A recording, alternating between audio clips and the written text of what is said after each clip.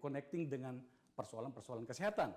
Kemudian perusahaan ke-8 adalah PT Sinergi Utama Sejahtera sebesar 20,8 juta. 9 Cahaya Medical Indonesia sebesar 20,7 juta. Ini adalah perusahaan alat kesehatan. Ke-10 Pusat Keuangan Kementerian Pertahanan 18,7 juta. Ini tampaknya untuk rumah sakit yang berada di dalam naungan Kementerian Pertahanan. Tetapi sumber kami menemukan sumber yang mengatakan bahwa ada importir yang pertama sebenarnya. Kami belum bisa menyebut namanya secara lengkap karena kami belum bisa mengkonfirmasi langsung kepada perusahaan ini karena websitenya itu tidak bisa kami akses dengan selengkapnya untuk mencari tahu siapa saja mereka. Tapi inisialnya adalah SW. Importir mesin PCR pertama dengan merek Biorad. Informasi yang kami dapatkan bahwa perusahaan inilah yang paling pertama mengimpor alat-alat PCR itu. Dan kemudian itu dipakai oleh banyak rumah sakit daerah. Itu informasi yang kami dapatkan dan kami cuplik dari bisnis.com. Nah, bagaimana politisasi pandemi itu terjadi? Terutama di tes COVID-19 ini. Nah, inilah cara kerjanya. Ini hasil pengembangan yang kami lakukan. Orang biasanya itu di penegak hukum atau di PPK itu menyebutnya audit forensiknya seperti inilah kira-kira. Jadi ada COVID, ya, pemerintah yang menjadi tanggung jawabnya. Nah, ada dua yang diselenggarakan oleh swasta atau diselenggarakan oleh institusi negara. Dalam hal ini yang kita bahas, yang kita ributkan hari ini adalah yang diselenggarakan oleh swasta seperti yang diangkat oleh Tempo. Ada dua cara kerjanya. Diselenggarakan sendiri atau ikut bersama dengan atau memasuk pada pengadaan alkes pandemi tadi yang pemerintah itu tadi. Ya. Nah, apa masalahnya? Kalau diselenggarakan sendiri kan tidak ada masalah. Iya, tetapi sebenarnya ada problem di sini.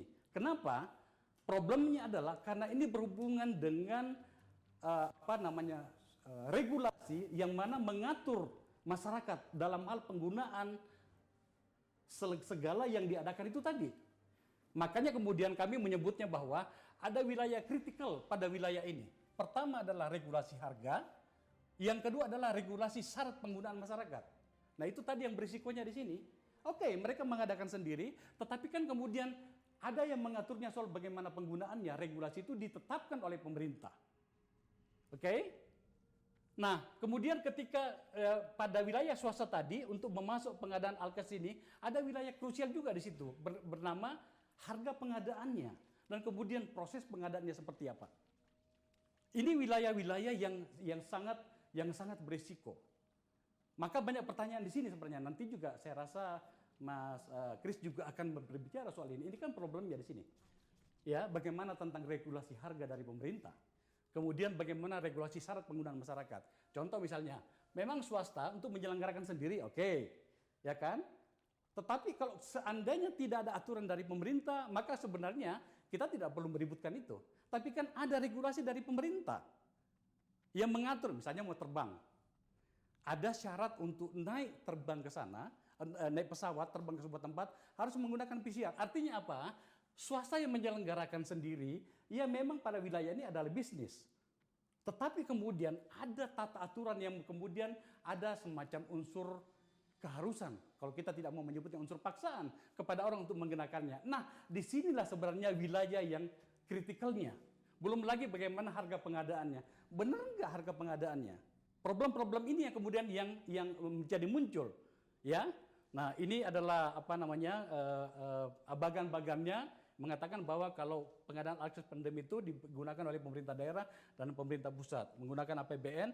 Nah, kalau yang pemerintah sendiri kan memang ada aturannya. Yang ditanggung oleh APBN itu adalah yang masuk ke rumah sakit. Ya kan? Tapi kan hari ini kita berbicara tentang bagaimana keterlibatan swasta di dalam pengadaan ini. Oke? Lanjut. Nah, sekarang kita lihat bagaimana risiko dari yang saya gambarkan pada yang pertama tadi itu tentang keterlibatan swasta, kemudian bagaimana wilayah kritikal itu tadi. Diulangi kembali yang kritikal itu tadi. Ini tentang regulasi harga, regulasi syarat penggunaan masyarakat, dan ini juga ketika pengadaan, bagaimana harga pengadaan, bagaimana proses pengadaannya. Ya, nanti kita akan perbincangkan dengan Chris soal ini. Nah, kita maju.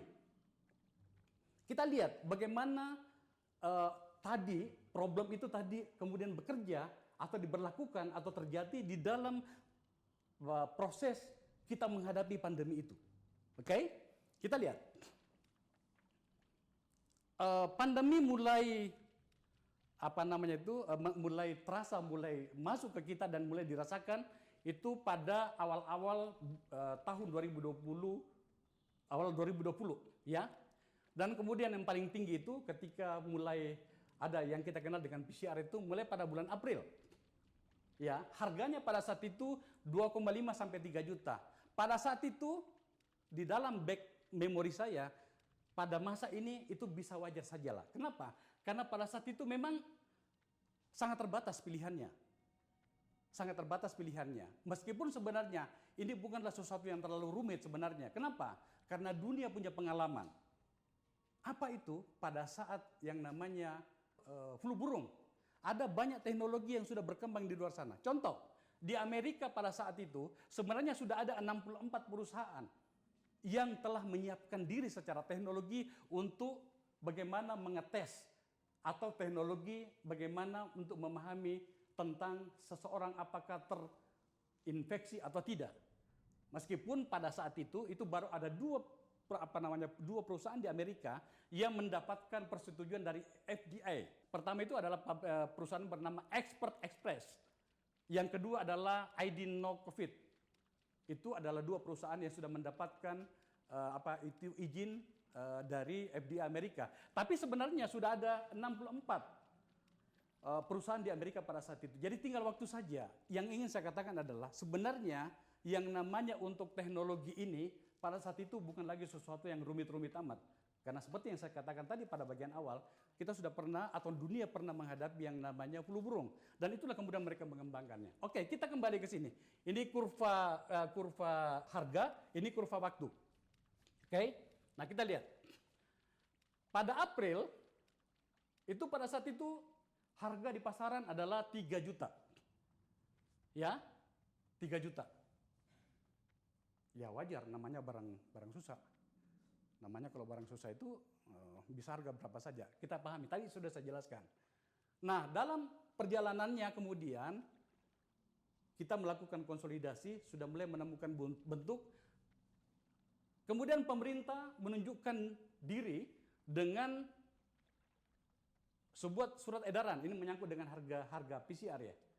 Surat edaran Dirjen Pelayanan Kesehatan nomor HK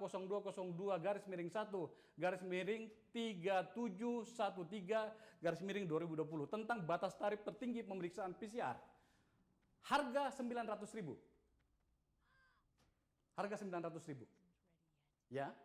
Nah, sebelum saya lanjut ke sini, Anda pasti masih ingat. Pada 1-2 bulan sebelumnya, harga itu 1,5 juta. Ya. Dan pada saat itu tidak ada reaksi dari pemerintah menyangkut itu.